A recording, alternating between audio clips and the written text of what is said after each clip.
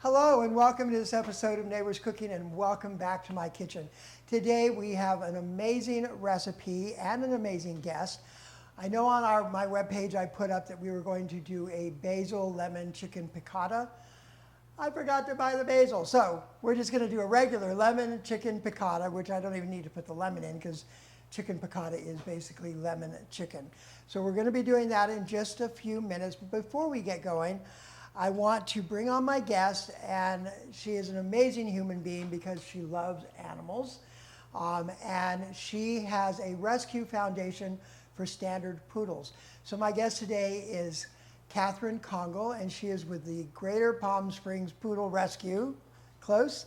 I'm going to bring her on. She can give you the whole name. Come on, Catherine. How are you? Good. Hello, welcome to the show. Good to see you. Thank you. I kept looking at the T-shirt for the right name. The Standard Poodle It's a long one. Club and Rescue of the Desert and Greater Palm Springs. Right. Whew, that's a long one. What's your Instagram? It's Standard Poodle Rescue. Standard Poodle Rescue. That's much easier. So on Yes. Instagram, go on and check out the Standard Poodle Rescue. Now you rescue poodles, standard poodles. Just standard poodles. And you brought Harper. Harper. I did. Harper, come here. Come on. Harper, where are you come. at? Come. Well, we'll bring Harper on in a minute. I think he's, hi, come here, Harper. Come on, Harper. This is Harper. Come here. Come say hello. Come over here, Harper. Oh, there we go. Are you going to say Hi. This is Harper. Harper is a small standard poodle. Yes, yes. And she's yours. She's not up for adoption. No, I've had her for quite a few years. So you told me that she was in somebody's backyard being used as a breeding tool. Yes. Terrible. Yes. So that's how we rescued her. So she's a happy girl now. No puppies. Lots of toys. Lots of toys and just a happy girl. Right. Well, we're so glad. It's such a wonderful thing. How did you first find yourself rescuing poodles? It sort of fell into it because I was doing so much in the way of poodle, just all kinds of stuff for poodles relative to just fun stuff, activities. Yep. And I would have people ask me all the time, can you find me a poodle? Or I can't keep my poodle. So it sort of morphed into me being able to help people. So that's kind of how that all started. So you told me this year you've done 20. 20 already. Yes. That's a lot. Yes. Well, they come into my house, they stay with me and my poodles. I get to learn their personalities. I have approved adopter list of hundreds of people that would like one. Yep. On my website, they have an adoption form, a surrender form, and a foster form. So I keep track of all that and decide if somebody wants to take a look at the dogs. I send them an email and they can come over and look at the dogs. Is there a cost to adopting? Yeah, there's a nonprofit donation of $750 for the adoption. $750 for the adoption. We usually spend more than that on them first. Sure. That's why we're a nonprofit. But you're making sure they have all their shots and they're spayed or neutered or and whatever. And groomed, all of that, yeah. So I have my client Randy, who's here tonight. He's sleeping on the couch right now, I think. But Randy comes to the show every week. And years ago, well, 5 years ago, 6 years ago, my birth father had a stroke, and we hadn't had a relationship in 45 years, and Wow. The stroke caused him to decide to open this door and want a relationship with me. And so I went up to visit him, and the very first visit, we were hours together, and he said he wanted a dog. And so I was like, okay, and the facility immediately was like, okay, wait, there's rules about what kind of dog he can have. Right. And apparently he had ordered some dogs on the internet that were big dogs, but they come as puppies. And the facility was like, you can't, so they had to send them back. So we went out to the animal shelter up in Mill Valley and Marin, and there was a little tiny poodle, like the little poodles. Yeah, a toy poodle. Yeah, not a toy poodle, a little bigger than a toy. Miniature poodle. So yeah. he's bigger than Benny. Right. So, he might be a hybrid of some kind, but he looks like a poodle, gets groomed like a poodle. But so we adopted this poodle for him, and it became his support dog, his emotional support dog for a couple years. Then my father passed away, and I felt responsible because I'm the one who adopted him. Right. So I went back up to get him, and my client Randy adopted him, so I still get to see him every single day. That's great. And take care of him, and he's a beautiful dog. Poodles are good dogs. They are very smart. They're smart, they've got great temperament, They just, and they're very one-person dogs. He is hard, unless we've got him out somewhere, he is always at Randy's side. So, Oh, that's nice. so you like to cook? Yes, I do. All right, so we're going to be making today a chicken piccata. Okay. I'm sure you've had it before. I have, but I haven't made it. So You haven't made it. I'll So you're follow going to be you. amazed. So in restaurants, people pay a lot of money for chicken piccata, usually in the $20 to $25 range or more.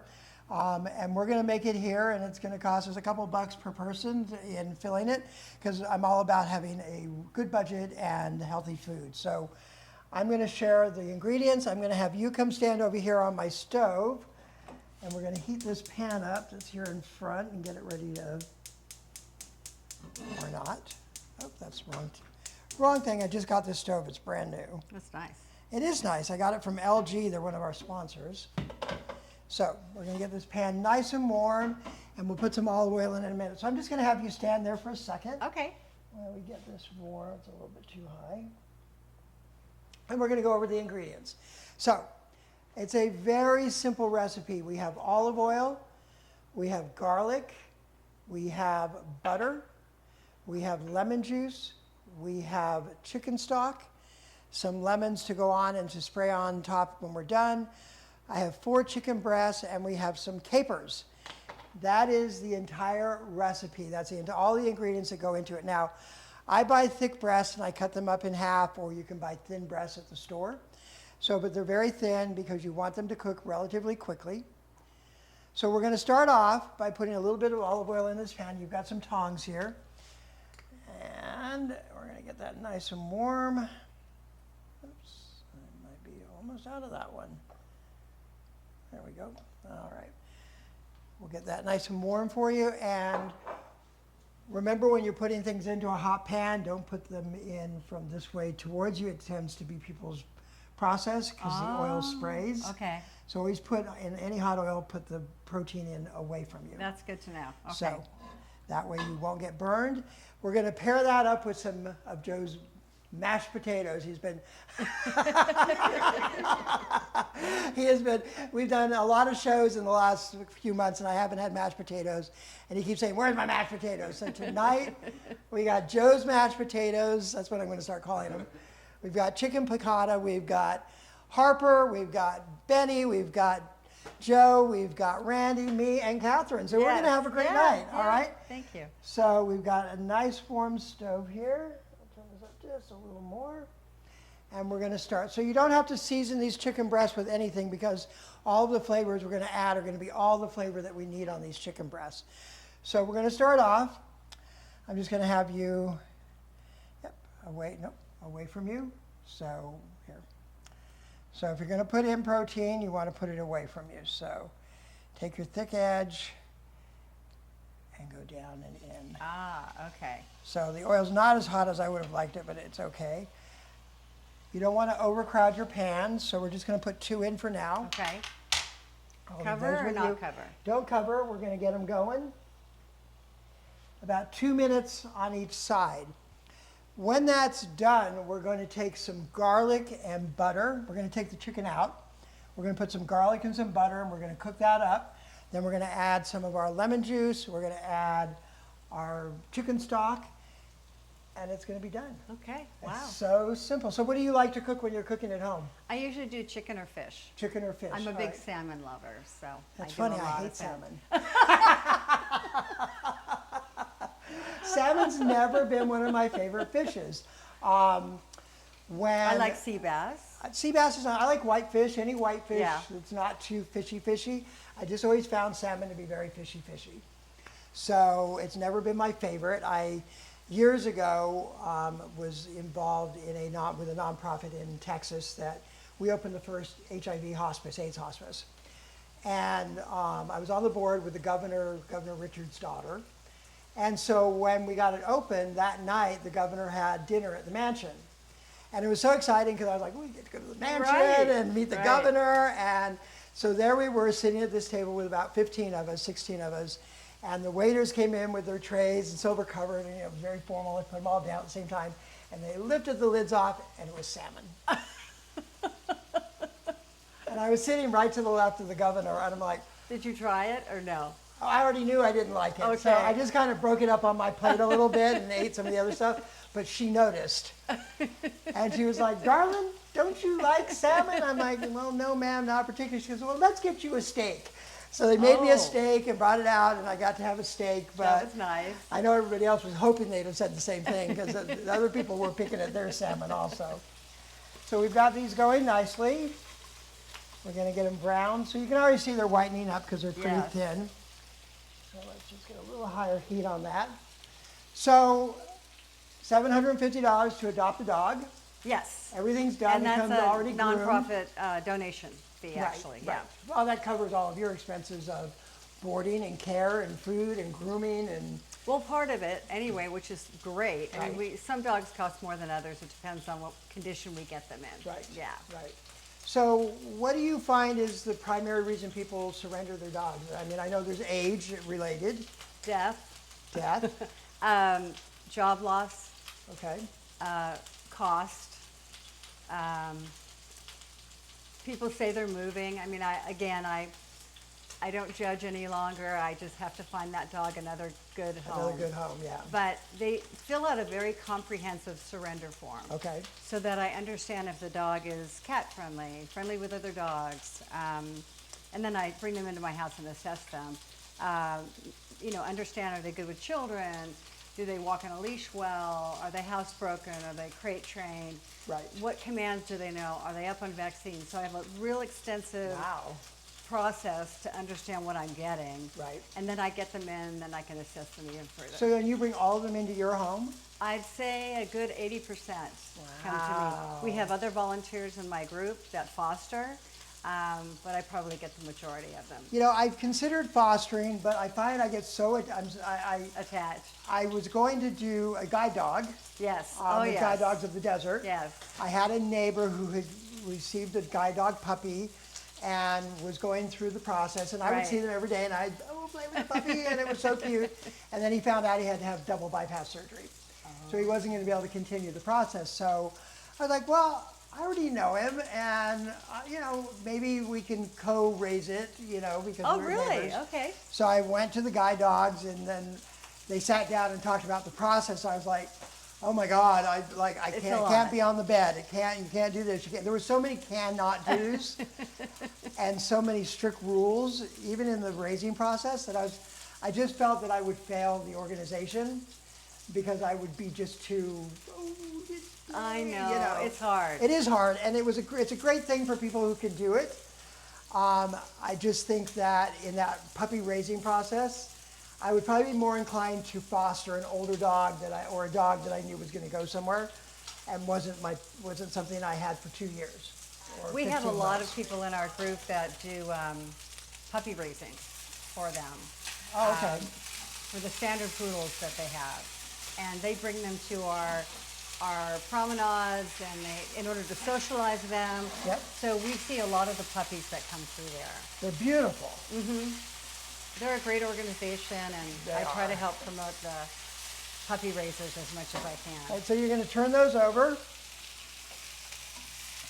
Don't be afraid. There you go. So this is why we're using tin. So we got this nice, beautiful brown That's nice. sear Yeah. on it. Yep.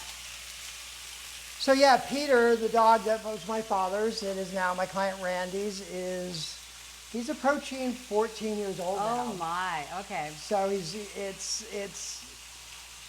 it worries me all the time because he's got an enlarged heart and he's got some other things, and you know, but he just Keeps going. he As keeps, long as they keep eating and drinking. yeah. Yeah.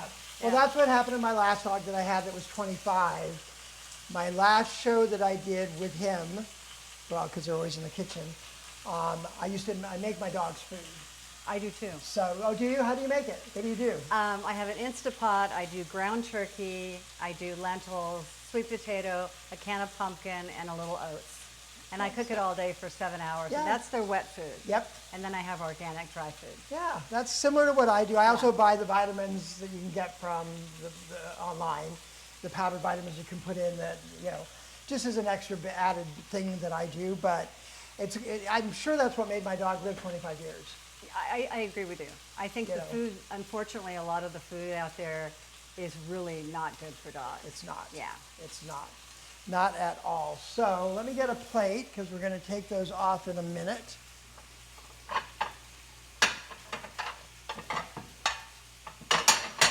So you cook fish and chicken, lots of fish and chicken. Yes. What's your favorite chicken recipe? It'll be chicken piccata when we're done tonight. Yes. I like to do a warm chicken salad. Oh yeah.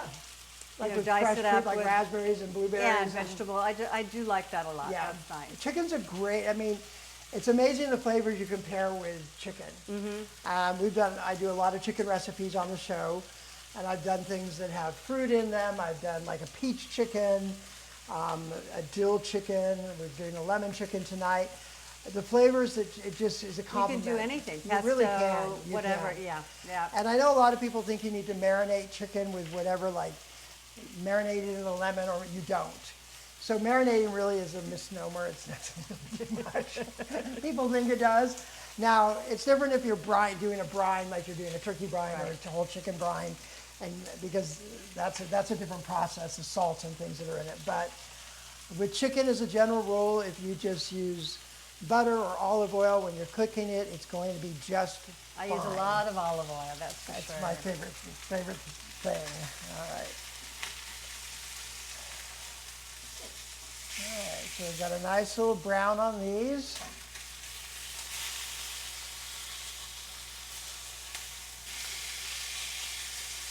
All right. So we're just going to set those off to the side for a minute, and then we're going to make the actual sauce that goes with this. So we're going to start off with our butter. There you go. Let me get you a little thing, and we're going to go ahead and put it in. And you're going to start to scrape all those scrapings off. Yeah, scrape, scrape, scrape. Yeah. That's the best part, huh? That is the best part. You don't want to burn the butter. There we go. Scrape, scrape, scrape. Get coming off. If it won't, we'll get a little stronger scraper. Wood. Yeah, that's good. There we go. So scrape that all Okay. off. Then we're going to add our garlic. Lots of garlic.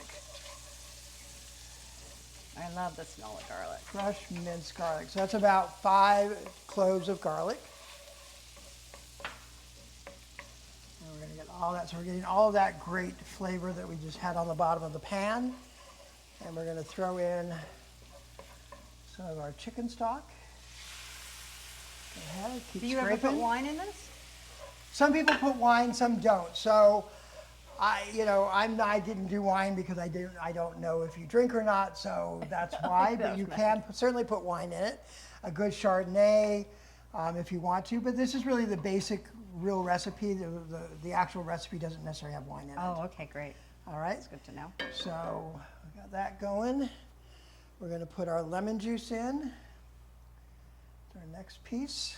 So it's a juice of 1 lemon, or a little more. Got 2 dogs doing the floor search in here. Yeah.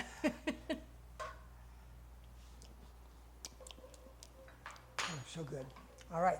And then the last bit we're adding is capers. Capers are a little salty, so it takes away a little bit from the sweetness of the lemon and garlic. It just is an opposite flavor. There we go. So I put in about 1/3 of a jar. Unfortunately, with capers, I'm not going to use these again. I wouldn't put the whole thing in unless you really love capers. So I'm going to end up wasting these, and I wish they made smaller bottles of capers. I know they'll last forever in your fridge, but the odds of me using those anywhere in the next... Oh, really? Yeah, they'll last forever. But, I'm not... See, if you like salmon, you could put capers on it. If I like salmon, I would put capers on. I'll send you home with the capers. Okay. You can put those on your salmon. And then we're going to put our chicken back in, and we're going to cover it for a couple minutes just to let it get some of our flavor going. So how long have you lived here in the desert? Come on over. I've had a house here since 2008, but full-time about 7 years. 7 years. Yeah. Wow. I've been here, how long have I been here? 12 years now. I love it. You know, I didn't when I first moved here. Really? That's why I felt bad for the gentleman that you said moved in and Well, didn't like it. I came here because I was really ill and I needed to get better from HIV, and so I didn't come. I came in a very dark space in my head, anyways. I wasn't feeling very social. I didn't want to get new friends because I didn't want to be felt sorry for. Okay. I was learning to walk again. There was a lot going on. Yeah. And so I just found myself very isolated and in a dark place, and so my first 2 years here weren't really good. Then I moved down to San Diego for a little bit and loved San Diego, but realized how expensive it was to A live. nice area, yeah. Very Beautiful. expensive. I lived in North Park. It was a great place, but I was spending like $3,000 a month for rent. Right. And that just was not a practical thing for me to be throwing money into rent like that. So I came back up and I got involved with Palm Springs Pride. And that helped me find my circle and my community. And then we started doing the show like 5 years ago when COVID happened. And now each week we bring on people like you that do great things in the community. That's great. And I'm certainly always finding ways to support dogs and adoption. Aren't we, Benny? Yes. We got you a year ago. And Harper's just over here passed out on the floor. She's napping. She's making sure no food gets past her. So we've got this warmed up. We're going to go ahead and serve it. So go ahead and stand there, and I'm going to have you taste test it when we're done Okay. on camera, which I should have had these out already, but it's okay. So. Our nonprofit organization actually participated in Gay Pride Parade a couple of years back. Yeah, you brought the puppies? Yeah, all the puppies came, yep. I had a friend who had 7 or 8 standard poodles, white. Yeah. He had a large home, but for Gay Pride, he would take them to the groomer and they would paint them each of the colors of the rainbow. Of course. And he would walk with them and they would be in the color of the rainbow and they would just be strutting like, yeah! Isn't that fabulous? And the attention that they got, because everyone's like, oh, first of all, they're glorious dogs. They're beautiful dogs, right? And then you see them painted in the colors of the rainbow. We have several pink ones. Do you? Group. Yeah. Are you going to do that this year? I'm not sure. It was a little tough. Hey, yeah. It was a little tough on the dogs because it was warm. So I think it just depends on what the temperature is. Yeah. Well. But it was fun. We had a great time. All right. Let's get another board here to cut some of this chicken up. And we will start to plate. So first things first, let's get a piece of this chicken. And we're going to slice this up. Get some mashed potatoes. All right, put it on the plate here. Go. Cut some of this chicken up. Tell me about your mashed potatoes. They're just regular mashed potatoes. Okay. Joe just happens to like them. Okay. Nothing special. Joe seems to think they are, but. All right, let's put some of this on here. Oh, yeah. Everybody Somebody smells the everybody chicken. smells the chicken. I hear you, Betty. All right, and we'll get a little of our sauce. All right. I always think I have everything out that I need, but just like in your kitchen, you don't. All right, I'll put some of this sauce over the top of Oh, it. that looks really good.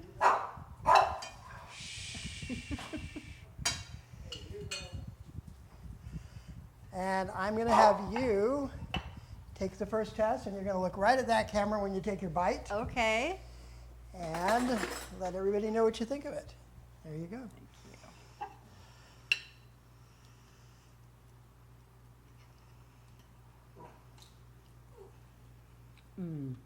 That is so good. Isn't that good? And so simple.